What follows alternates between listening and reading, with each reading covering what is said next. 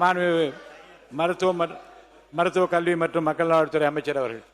மாண்புமிகு பேரவைத் தலைவர் அவர்களே, அமைச்சர் பெருமக்களே மற்றும் சட்டமன்ற உறுப்பினர்களே, நல்ல மைக்கிட்ட வந்து பேசினால உங்கள் அனைவருக்கும் த டெம்பிள் ஆஃப் டெமோக்ரஸி என்று அழைக்கப்படுகின்ற மக்களாட்சியின் ஆலயமாக விளங்குகின்ற இந்த பேரவையின் முன் நம் இந்திய அரசியலமைப்பு சாசன சட்டத்தை வணங்கி பணிவோடு வணக்கம் செலுத்தி சட்டமன்ற உறுப்பினராக என் முதல் உரை மற்றும் மானிய கோரிக்கை மீதான விவாதங்களுக்கு பதில் உரையும் கொடுக்க விரும்புகின்றேன். மாண்புமிகு பேரவைத் தலைவர் அவர்களே, அனைத்திற்கும் முன்னதாக என்னுடைய இந்த இருக்கை, இந்த பொறுப்பு, இந்த வாய்ப்பு ஆக எல்லாவற்றிற்கும் காரணமாக இருந்தவர்களை நன்றியோடு இந்த அவையில் நினைவு கூறுதல் ஒரு சட்டமன்ற உறுப்பினராக என் கன்னி பேச்சுக்கு கண்ணியம் சேர்க்கும் என்று நம்புகிறேன். கொங்கு நாட்டின் ஒரு நடுத்தர குடும்பத்தில் என்னை பெற்றெடுத்து இன்றும் என்னை அருகே இருந்து ஆசீர்வாதங்களுடன் வழிநடத்தி கொண்டிருக்கும் எனது தாயார் ஓய்வு பெற்ற பேராசிரியர் திருமதி பாவாய் அம்மாள் அவர்களுக்கும், நினைவிலே இருந்து என்னை ஆசீர்வதித்துக் கொண்டிருக்கும் எனது மூத்த சகோதரர் KG யுவராஜ் மற்றும் எனது தந்தை KP கணேசன் அவர்களுக்கும், எனது பயணங்களில் எப்போதும் பக்கபலமாக இருக்கும் எனது அன்பு மனைவியார் மற்றும் எங்களின் 2 குழந்தைகள் என இவர்கள் அனைவருக்கும் என் பாசம் கலந்த வணக்கங்களை தங்களின் வாயிலாக தெரிவித்துக் கொள்கிறேன். நான் இன்று ஒரு அமைச்சராக இருக்கலாம், ஆனால் இதற்கு அடிப்படை நான் ஒரு சட்டமன்ற உறுப்பினராக தேர்ந்தெடுக்கப்பட்டதுதான். அதற்கு காரணம் என் மேல் நம்பிக்கை வைத்து எனக்கு வாக்களித்து வாய்ப்பு அளித்த மல்லசமுத்திரம் அருகே கோட்டப்பாளையம் என்ற என் பூர்வீக ஊர் அமைந்துள்ள திருச்செங்கோடு தொகுதி மக்கள்தான். ஆணும் பெண்ணும் சமம் என்ற பாலின சமத்துவ கோட்பாட்டை முதலாக மொழிந்த பண்பாட்டு தொன்மை வாய்ந்த அருள்மிகு அர்த்தநாரீஸ்வரர் திருக்கோயில் அமைந்துள்ள திருச்செங்கோடு தொகுதி மக்களுக்கு என் மனதின் ஆழத்திலிருந்து நன்றியை உரைத்துக் கொள்கிறேன். மற்றும் இந்த வெற்றிக்காக உழைத்த அனைத்து கழக நிர்வாகிகள் மற்றும் எனது பள்ளி மற்றும் கல்லூரி நண்பர்கள் என அனைவருக்கும் இந்த பேரவையின் வாயிலாக நன்றியை தெரிவித்துக் கொள்கிறேன். மாண்புமிகு பேரவைத் தலைவர் அவர்களே, என் குடும்பம் ஒரு அரசியல் பின்னணி கொண்ட குடும்பம் கிடையாது. முதல் தலைமுறை பட்டதாரி என்பது போல நான் ஒரு முதல் தலைமுறை அரசியல்வாதி. சென்னை மருத்துவக் கல்லூரியில் MBBS பட்டம் படித்த பிறகு கிருஷ்ணகிரி மாவட்டம் தேன்கனிக்கோட்டை அருகே கக்கதாசம் என்ற சிறிய கிராமத்தில் அரசு ஆரம்ப சுகாதார நிலையத்தில் மருத்துவ அதிகாரியாக நான் பணியாற்றிய போது கிராமத்து மக்களின் வழிகள் புரிந்து பொதுமக்களுக்கு அரசாங்க சேவை என்ற ஒன்று எவ்வளவு தேவை என்பதை கண்கூடாக பார்த்து அறிந்தேன். அதன் பிறகு IRS அதிகாரியாக பல மாநிலங்களில் 15 ஆண்டுகள் பணியாற்றிய போது ஏழைகள் 100 ரூபாய்க்காக போராடும் நிலையில் அதிகாரத்தின் காரணமாக ஊழல்வாதிகளின் காலடியில் கோடிகள் கொட்டப்பட்டு நாட்டின் பொருளாதாரமும் மக்களின் நல்வாழ்வும் எப்படி பாதிப்படைகிறது என்பதை அறிந்து தெரிந்து கொள்ளும் வாய்ப்பை பெற்றேன். ஒரு பியூரோக்ராட், அதாவது குடிமை பணி அதிகாரியின் கடமை மக்களால் தேர்ந்தெடுக்கப்பட்ட அரசின் கொள்கைகளில் திட்டங்களில் தனிப்பட்ட முறையில் முரண்பாடுகள் இருந்தாலும் அத்திட்டங்களை அப்படியே நிறைவேற்றுவதுதான். அப்படிப்பட்ட முரண்பாடுகளை நானும் எதிர்கொண்டு இருக்கின்றேன். என் IRS பணியை நாமும் மக்கள் பிரதிநிதியாக வேண்டும், அரசின் கொள்கைகளை வடிவமைக்கும் இடத்தில் இருக்க வேண்டும் என்ற லட்சியத்தோடு என் IRS பணியை ராஜினாமா செய்துவிட்டு அரசியலுக்குள் வர முடிவு செய்த போது எங்கள் குடும்பத்தில் சட்டென வானிலை மாறியது. ஒரு நிரந்தர அரசு பணி, அதுவும் இந்திய குடிமை பணியில் உயரிய பதவி, அதிலிருந்து சவால்கள் நிறைந்த பொது வாழ்க்கை, ஒருவேளை தேர்தல் முடிவுகள் வேறாக இருந்தால் என்ன செய்வது என பல்வேறு கேள்விகள், ஒரு நடுத்தர குடும்பத்திற்கே உரிய கவலை, பதற்றம், அதனால் உண்டாகும் கோபம் என அனைத்து உணர்ச்சிகளையும் அனுபவித்த தருணம் அது. ஆனால் என் மனதில் அந்த அனைத்து உணர்ச்சிகளையும் விட ஒரு உணர்ச்சி மேலோங்கி நின்றது. அதுதான் நம்பிக்கை என்ற பெரு உணர்ச்சி. அந்த நம்பிக்கையை கொடுத்தது எங்கள் வெற்றி தலைவர் திரு விஜய் அவர்கள்.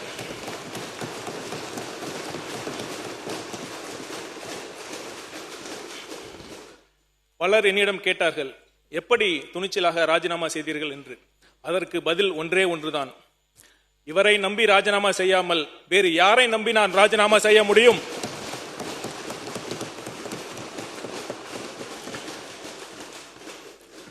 மாண்புமிகு பேரவைத் தலைவர் அவர்களே, ஒரு நல்ல தலைவருக்கு தேவையான அடிப்படை பண்பு மக்களுக்கு நல்லது செய்ய வேண்டும் என்ற எண்ணம்தான்.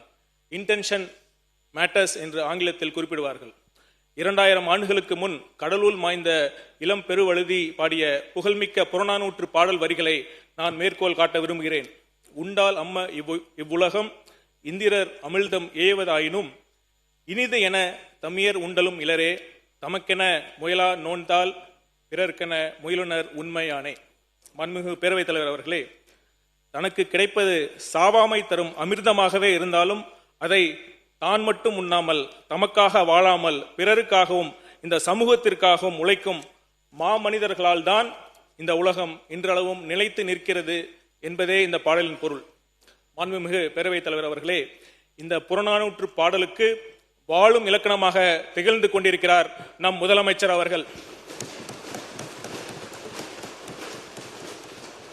எண்ணம் மட்டும் இருந்தால் போதுமா? தேர்தல் அரசியலில் வெற்றி பெற நல்லவனாக மட்டும் இருந்தால் போதாது, வல்லவனாகவும் இருக்க வேண்டும். எங்கள் தலைவர் நல்லவருக்கு நல்லவர், வல்லவருக்கெல்லாம் வல்லவர். இவரை நம்பி ராஜினாமா செய்யாமல் வேறு யாரை நம்பி ராஜினாமா செய்ய முடியும்? பேரவைத் தலைவர் அவர்களே, மாண்புமிகு பேரவைத் தலைவர் அவர்களே, பிப்ரவரி 2, 2024 அன்று தமிழக வெற்றி கழகம் என்ற புதிய அரசியல் இயக்கத்தை நம் வெற்றி தலைவர் அவர்கள் தோற்றுவித்தார். அப்போது பலரும் எங்கள் தலைவர் விஜய் அவர்களின் முழு பரிணாமத்தை கணித்திருக்க மாட்டார்கள். சினிமா ஹீரோதானே, அவருக்கு நாட்டு நடப்பை பற்றி என்ன தெரியும், மக்களை பற்றி என்ன தெரியும் என்றுதான் பலரும் தவறான எண்ணத்தில் இருந்தார்கள். வரட்டும் பார்த்து கொள்ளலாம், இருக்கவே இருக்கு பிஜேபி பி டீம் என்ற ஆயுதம் என்று அலட்சியமாக இருந்தார்கள். ஆனால் தலைவரின் முதல் மாநாடு பிறப்புக்கும் எல்லா உயிர்க்கும் என்ற கோட்பாட்டை அடித்தளமாக கொண்டு மதச்சார்பற்ற சமூக நீதி என்ற கொள்கையை வகுத்து கொடுத்து தந்தை பெரியார், கர்ம வீரர் காமராஜர், அண்ணல் அம்பேத்கர், வீரமங்கை வேலு நாச்சியார், மக்கள் சேவகர் அஞ்சலை அம்மாள் ஆகியோரை கொள்கை தலைவர்களாக முன்னிறுத்தி தம்மை பற்றி தவறான மதிப்பீடு செய்தவர்கள் எல்லாம் விக்கித்து போகும்படி விக்கிரவாண்டி மாநாட்டை ஒரு கொள்கை திருவிழாவாக நடத்தி காட்டினார் நமது தலைவர் அவர்கள். மாண்புமிகு பேரவைத் தலைவர் அவர்களே, இன்னும் 100 ஆண்டுகள் கழித்து தமிழக அரசியல் வரலாற்றை வரலாற்று ஆசிரியர்கள் எழுதும் பொழுது விக்கிரவாண்டி மாநாட்டை ஒரு முக்கிய மைல்கல்லாக குறிப்பார்கள். ஏனென்றால் அதுவரை மக்கள் செல்வாக்கு இருந்தவர்களுக்கு கொள்கை தெளிவு இருக்கவில்லை, கொள்கை புரிதல், கொள்கை ஆளுமை இருந்தவர்களுக்கு மக்கள் செல்வாக்கு இருக்கவில்லை. அந்த சூழலில் மிகப்பெரிய மக்கள் செல்வாக்கு உள்ள தலைவர் இந்த மண்ணோட அரசியலை, இந்த மண்ணோட கொள்கையை பேசியதுதான் மிகப்பெரிய தாக்கத்தை ஏற்படுத்தி தமிழக அரசியல் வரலாற்றில் மாபெரும் திருப்பு முனையாக அமைந்தது. மாண்புமிகு பேரவைத் தலைவர் அவர்களே, முந்தைய ஆட்சியாளர்கள் தமிழகத்திற்கு எதுவுமே செய்யவில்லை என்று நாங்கள் ஒருபோதும் கூறமாட்டோம். பல நல்ல திட்டங்கள் இருந்ததுண்டு, பல நல்ல திட்டங்கள் அவர்கள் வகுத்தார்கள், நாங்கள் வரவேற்கிறோம். அதே சமயம் முந்தைய ஆட்சியாளர்களின் மிகப்பெரிய பிரச்சனையாக நான் பார்ப்பது ஊழலை அன்றாட வாழ்வின் யதார்த்தமாக மாற்றியதுதான். நார்மலைசேஷன் ஆஃப் கரப்ஷன் என்று ஆங்கிலத்தில் குறிப்பிடுவார்கள். சில மேதாவிகள் கூட சமூக நீதி கொள்கை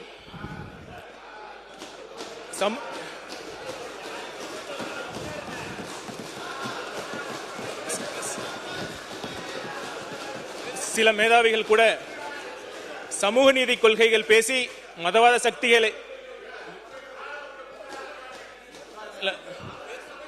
சமூக நீதி கொள்கைகள் பேசி மதவாத சக்திகளை எதிர்த்தால் போதும்,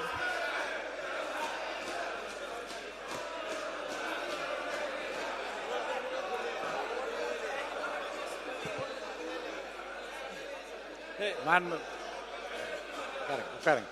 இல்ல இல்ல இல்ல இல்ல இருங்க.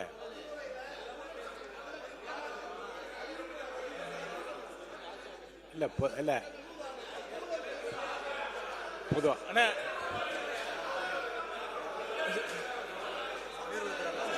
மாண்புமிகு நீர்வளத்துறை அமைச்சர் சொல்லுங்க, நீங்க சொல்லுங்க.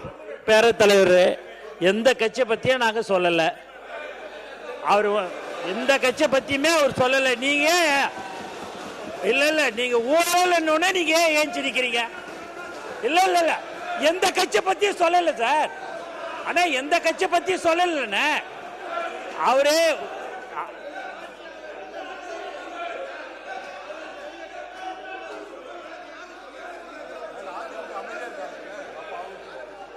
அப்ப அவங்க அமைதியா இருக்கிறாங்கல்ல, அதிமுக அமைதியா இருக்குதுல்ல அண்ணா, அதிமுக அமைதியா இருக்குது இல்லண்ணே. நீங்க நாங்க எந்த கட்சி பேர் ஏதாவது சொன்னோமா? எல்லாம் உட்காருங்க, உட்காருங்க. நம்ம முடிக்கிறேன், இதை முடிச்சு வைக்கலாம். உட்காருங்க, உட்காருங்க, உட்காருங்க. அவை முன்னவர் நீங்க வந்து இதை சுமூகமாக எப்படி முடிவு, நீங்க உங்க கருத்தை சொல்லுங்க. நீங்க மாண்புமிகு பேரவைத் தலைவர் அவர்களே, மாண்புமிகு எதிர்க்கட்சி வரிசையில் இருக்கின்றவர்கள் கூறுவதைப் போல அவர் அந்த வார்த்தையை அங்கே இடம்பெறவில்லை. அப்படி வார்த்தை இடம்பெற்றிருந்தால் அவை குறிப்பிலிருந்து நீக்கிக்கொள்ளும். மாண்புமிகு ஊழல் சொல்லுங்க, சொல்லுங்க, சொல்லுங்க, சொல்லுங்க. மாண்புமிகு உறுப்பினர் சங்கம் தென்னர சொல்லுங்க. மாண்புமிகு பேரவைத் தலைவர்களே, மாண்புமிகு அமைச்சர் அவர்கள் குறிப்பிடுகிற போது ஒரு குறிப்பிட்ட வார்த்தையை கடந்த ஆட்சியாளர் என்று குறிப்பிட்டு சொல்கிறார். இன்னொருத்தர் அதை பற்றி சொல்லவில்லை என்பது அவர்களுடைய காரியம். ஆனால் ஆட்சி பொறுப்பில் இருந்தக்கூடிய நாங்கள் இருந்திருக்கிறோம். அவர் ஒரு குறிப்பிட்ட வார்த்தையை அவர் குறிப்பிட்டு சொன்னார். நான் வேண்டுமானால் சொல்கிறேன், அதையும் நீங்கள் நீக்கலாம். நார்மலைசேஷன் ஆஃப் கரப்ஷன் என்கின்ற வார்த்தையை அவர் சொன்னார். கடந்த ஆட்சியாளர்களாலே நாங்கள் இருக்கிற போது எங்கள் ஆட்சியிலே நார்மலைசேஷன் ஆஃப் கரப்ஷன் என்கின்ற வார்த்தையை அவர் உபயோகப்படுத்தினார். எனவேதான் அதற்காக நாங்கள் எதிர்ப்பு தெரிவித்திருக்கிறோம். இப்போதும் நாங்கள் சொல்கிறோம், அந்த குறிப்பிட்ட வார்த்தையை நீங்கள் நான் சொல்லியது உட்பட நீங்கள் அவை குறிப்பிலிருந்து இருக்க வேண்டும் என்று நாங்கள் கேட்டுக்கொள்வோம். அந்த முந்தைய ஆட்சியாளர்கள் நார்மலைசேஷன் கரப்ஷன் என்கிற அந்த வார்த்தைகள் அவைக்குள் நீக்கப்படுகிறது. மாண்புமிகு அமைச்சர் தொடர்ந்து பேசலாம். பேரவை தலைவர் அவர்களே, உங்கள் முடிவை நான் மதிக்கிறேன். சில மேதாவிகள் கூட சமூக நீதி கொள்கைகள் பேசி மதவாத சக்திகளை எதிர்த்தால் போதும், தமிழ்நாட்டில் ஊழல் ஒரு பெரிய பிரச்சனையே இல்லை என்ற கருத்தியலை உருவாக்கியதுதான் சென்ற அரை நூற்றாண்டின் மிகப்பெரிய சோகம். முதல் கோணல் முற்றிலும் கோணல் என்பதை போல இந்த ஊழல் கலாச்சாரத்தின் யாரையும் பொதுவாக சொல்ற கருத்து நீங்க பேசுங்க, தொடர்ந்து பேசுங்க. நீங்க இது பொதுவா சொல்ற கருத்துக்கள் நீங்க சொல்ல முடியாது. நீங்க பேசுங்க, தொடர்ந்து பேசுங்க. நீங்க பேசுங்க. முதல் கோணல் முற்றிலும் கோணல் என்பதை போல இந்த ஊழல் கலாச்சாரத்தின் ஆரம்ப புள்ளியே ஓட்டுக்கு பணம் என்ற மோசமான நடைமுறைதான். இன்றைக்கு ஊழல் இல்லாத ஆட்சியை தருவோம் என்று நம்பிக்கையுடன் நாங்கள் பேசுங்க. பொதுவா சொல்ற கருத்து நீங்க இருங்க, நீங்க பேசுங்க, தொடர்ந்து பேசுங்க. இன்றைக்கு ஊழல் இல்லாத ஆட்சியை தருவோம் என்று நம்பிக்கையுடன் எங்கள் முதல்வர் சொல்வதற்கு காரணம், நாங்கள் அனைவரும் ஓட்டுக்கு பணம் கொடுக்காமல் நேர்மையாக தேர்தலை சந்தித்து வெற்றி பெற்றதுதான்.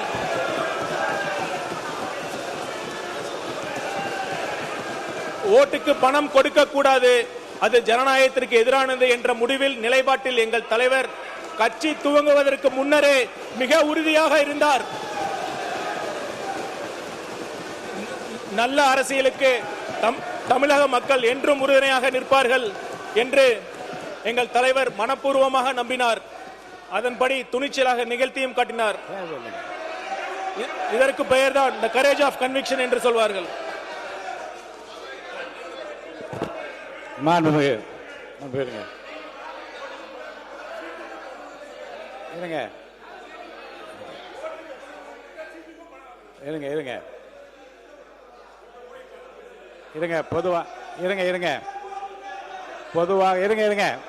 நீங்க இவ்வளவு வேகப்படுத்த இல்ல இருங்க. நீங்க உட்கார்ந்தா கொஞ்சம் விரிவா உட்காருங்க, உட்காருங்க, உட்காருங்க, உட்காருங்க, உட்காருங்க, உட்காருங்க, உட்காருங்க, உட்காருங்க, உட்காருங்க, உட்காருங்க, பாருங்க, உட்காருங்க, உட்காருங்க, உட்காருங்க, உட்காருங்க, உட்காருங்க. மார்க்கண்டேயன் உங்களுக்கு தனியா சொல்லணுமா? உட்காருங்க. முந்தைய ஆட்சியாளர்கள் என்று சொன்ன போது அவைக்குள் நான் நீக்கினேன். இருங்க இருங்க, நீங்க இருங்க. மானிய கோரிக்கை தான் அமைச்சர். இருங்க. மானிய கோரிக்கை விவாதத்தின் போது பதிலுரையில் நீங்க என்ன எஸ்.எஸ். கிருஷ்ணமூர்த்தி சாருக்கு அட்வைஸ் பண்றீங்களா? பணம் கொடுத்தாருன்னு அவர் அங்க கேட்குறீங்களா? அவரை என்ன கேட்குறீங்க? இங்க அமைதியா இருங்க. உட்காருங்க, உட்காருங்க, உட்காருங்க, இல்லை தயவுசெய்து உட்காருங்க நீங்கள். இல்லை உங்களை பார்த்து கேட்கறது வந்து உங்களை கேட்குற மாதிரி எனக்கு வேண்டாம். உட்காருங்க.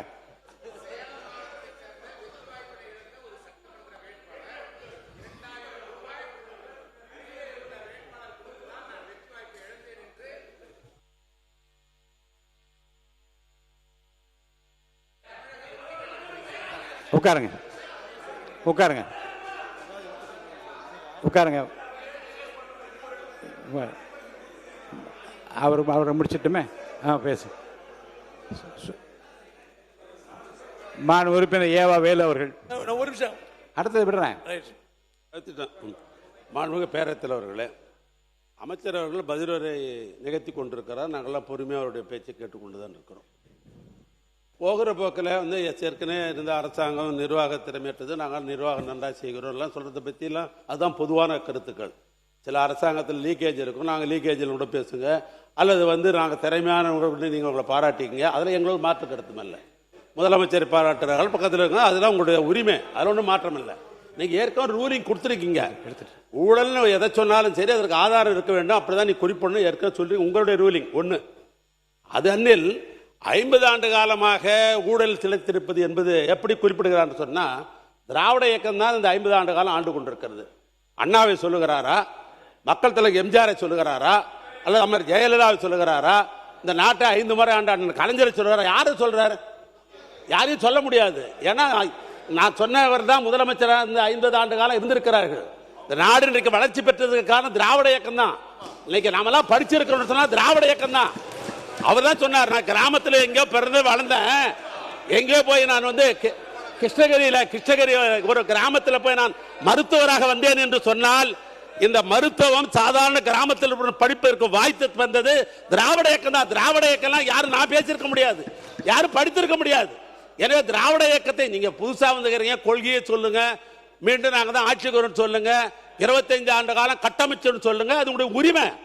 ஆனால் அடுத்தவர்களை பேசுகிற பொழுது, அடுத்தவரை கை நீட்டுகிற பொழுது ஆதாரம் இல்லாமல் பேச வேண்டும் என்று நீங்கள் தயவு செய்து ரூலிங் கொடுங்க.